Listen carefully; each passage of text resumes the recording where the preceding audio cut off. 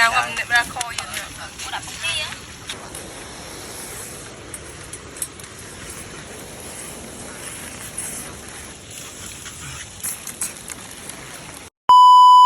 ចង់អាំងជាមួយនឹងទឹកត្រីកោះកុងនៅលើភ្លើងយិបថាពុះនឹងខូចជាតិកប់សេរីតែម្ដងមកប៉ុណ្ណោះគ្នា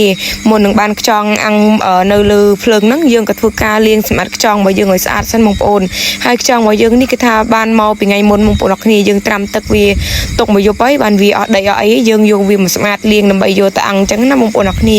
បើនិយាយថាខ្ចង់អាំងអត់មានអីពិបាកធ្វើបងប្អូនគឺងាយស្រួលខ្លាំងមែនទែនសំខាន់គឺថាឆ្ងាញ់នឹងតែម្ដងបងប្អូនគ្នាឥឡូវនេះបងចៅណៃគឺចាប់ផ្ដើមលាងជាមួយនឹងខ្ចង់របស់យើងឲ្យស្អាតបងប្អូនគ្នា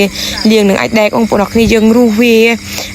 ខ្ចង់ដែលវាជប់ស្លែជប់អីបងប្អូនគ្នាទៅយើងរុះវាស្អាតមកបន្ទាប់ពីថាយើងរុះលាងវាស្អាតមកទឹកពីទឹកហើយយើងក៏យកវាមកស្ងោបងប្អូនគ្នាឥឡូវនេះខ្ញុំអត់មានចាំយូរទេគឺខ្ញុំចាប់ផ្ដើមមកបុកជាមួយនឹងទឹកត្រីសិនបងប្អូនគ្នាសម្រាប់ទឹកត្រីនេះយើងដាក់ម្ទេសឲ្យច្រើនខ្ទឹមឲ្យច្រើនបងប្អូនគ្នានិយាយទៅយើងបុកទឹកត្រីកោះកុងអីធម្មតាហ្នឹងគាត់ថាយើងដាក់ពងមាន់អញ្ចឹងណាបងប្អូនហើយខ្ញុំដាក់បុកខ្ទឹមសជាមួយនឹងម្ទេសហើយខ្ញុំថែមជាមួយនឹងស្ករប៊ីចេងជាមួយនឹងទឹកត្រីរបស់យើងមកបងប្អូនគ្នាហើយច្បាយជាមួយនឹងក្រូចឆ្មាដែរបងប្អូនគ្នាក្រូចឆ្មាយើងដាក់ជូរមកល្មមដូចយើងបុកហូបសាច់ហូបអីអញ្ចឹងណាបងប្អូនអត់មានអីពិបាកធ្វើទេចាខ្ញុំចាប់ផ្ដើមចាក់ជាមួយទឹកត្រីចូលបងប្អូនខ្ញុំដាក់ចំនួន2វែកអញ្ចឹងណាបងប្អូនគ្នាហើយបើនិយាយពីទឹកត្រីរបស់យើងវិញគឺថាសតតែម្ទេសតែម្ដងណាបងប្អូននេះទៅគឺថាម្ទេសហូរហ្មងហើយខ្ញុំចាប់វាទុកមួយចំណែកទុកចលុចហើយមួយចំណែកទៀតខ្ញុំដាក់ជាមួយនឹងពងមាន់ដើម្បីដាក់ក្នុងខ្ចង់យើងនឹងឯងបងប្អូនអើយឥឡូវនេះយើងដាក់ជាមួយនឹងពងមាន់ហើយយើងចាប់ផ្ដើមកូរច្បល់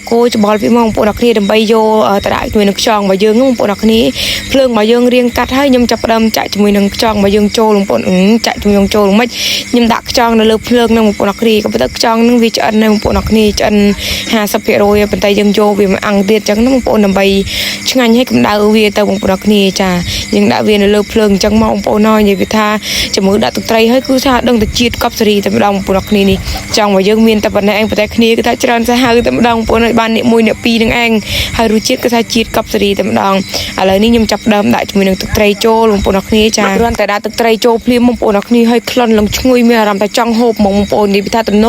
ងយកតែមែនតែនហ្មងសំខាន់គឺថាខ្ចង់របស់យើងគឺធំល្អមកប៉ុណ្ណាណីណាបងប្អូនគ្នាដោយសារទឹកជ្រលក់មិញវាអត់គ្រប់បងប្អូនអញ្ចឹងខ្ញុំគូពងទាដាក់មួយទៀតមកហើយបងប្អូនខ្ញុំទៅតែដឹងថាពេលអាំងខ្ចង់ដាក់ទឹកត្រីកកុងហើយ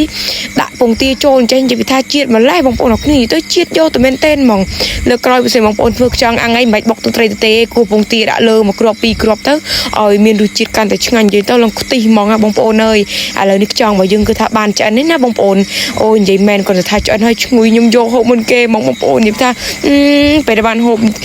ក្តៅនៅលើភ្លើងអញ្ចឹងនិយាយថាជាតិម្លេះបងប្អូនហើយចាំនិយាយថាក្លែមថាអីត្រូវប៉ហ្មងណាបងប្អូនគាត់ថាមានជាសាកដាថ្ងៃត្រង់មើលទៅមុខគាត់ថាក្រហមខូខើតែម្ដងចាក្រហមជាងម្ទេសទៀតណាមុខបងប្អូនមុខខ្ញុំណា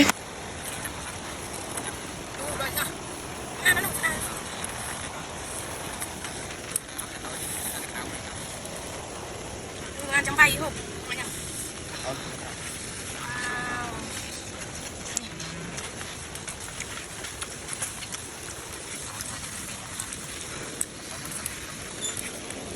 ចាំហត់អូមកទឹកចាក់អត់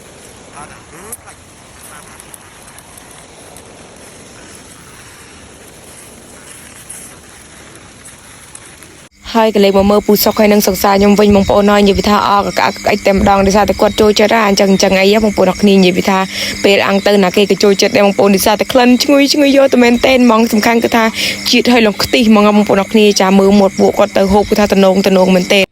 បងប្អូនគ្នានៅtrongវីដេអូហ្នឹងខ្ញុំក៏ចង់ណែនាំបងប្អូនជាមួយនឹងសម្លេងជូនមុខអេសាសម្រាប់សម្លេងជូនមុខអេសានេះគឺថាវាមានទូនាទីសម្រាប់មុខយើងកែវតលី3បាក់តេរីដែលនៅលើមុខយើងបានល្អខ្លាំងមែនទែនសំខាន់គឺថាវាជួយកាត់បន្ថយមុខមុនកប់មុនខ្ទុះមុនធំមុនត្បុកបងប្អូនមានបញ្ហាមុខស្នាមចំអាចត្រូវទៅសាច់ក្រហមឬក៏កន្ទួលមុនលើស្បែកមុខកាយយកសម្លេងអេសាប្រើប្រាស់បានសម្រាប់ជូនមុខអេសាគឺថាល្អប្រើខ្លាំងមែនទែនតែម្ដងហើយខ្ញុំគឺខ្ញុំជូតមួយថ្ងៃ2ដងតែម្ដងបងប្អូនគ្នាដោយសារខ្ញុំអាសាដើរ5ថ្ងៃផងនិយាយទៅខ្ញុំតែខ្ញុំអីហិលហ្នឹងគឺមុខតែងតឡើងមុនឡើងរោលមែនអត់បងប្អូនគ្នារងថ្ងៃកុំឲ្យបានសម្លេងជូនមុខអេសាមិនដឹងថាមុខទៅជាមិនចិត្តទេបងប្អូនអើយសម្រាប់ស្តង់ដាររបស់គេគឺថាផលិតមកពីប្រទេសជប៉ុន 100% ហ្មងបងប្អូនដែលទុកចិត្តបានប្រើបានទាំងប្រុសស្រីក្មេងចាប់ពីអាយុ13ឆ្នាំគឺអាចប្រើបានហើយមិនមែនត្រឹមតែមានមុខមុនទេសម្រាប់តែខ្លួនមានមុនហ្នឹងយើងក៏អាចជួលបាត់បានដែរបងប្អូនគ្នាចង់បានក៏ផ្លេចតេតងទៅចាប់ប្រានដែលខ្ញុំមិនសិនស៊ីវខាងលើនឹងបានណាបងប្អូន